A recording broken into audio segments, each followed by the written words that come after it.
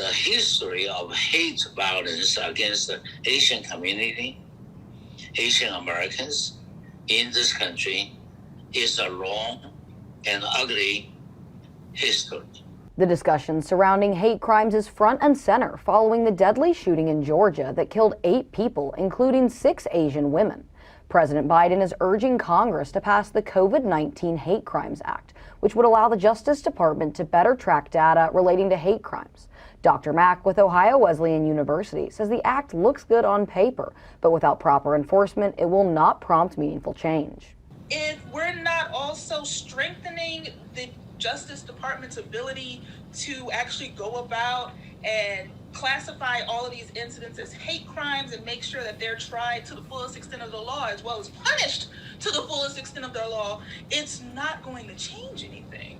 Violence against Asian Americans has been on the rise since the start of the pandemic. Mack says it's possible that this is due in part to the rhetoric used by former President Trump, such as calling COVID-19 the China virus. One could argue that, yeah, a lot of this anti-Asian, these hate crimes, things of that sort, is, the continuation of that anti-China, anti-Asian rhetoric that we saw former President Trump do throughout the last year of his administration.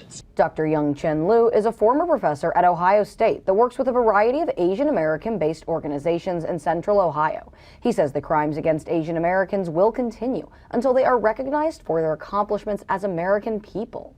We are also a part of this community, of this society, and we are doing everything we can.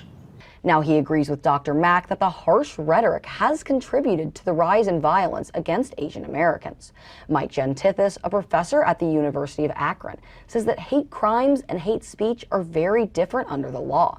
Racist comments are protected by free speech. What hate crime means is any other crime plus a motivation that's usually on a racial or ethnic basis or gender basis. Classifying a hate crime can be difficult, and there's debate right now over if the shooting in Georgia was racially motivated.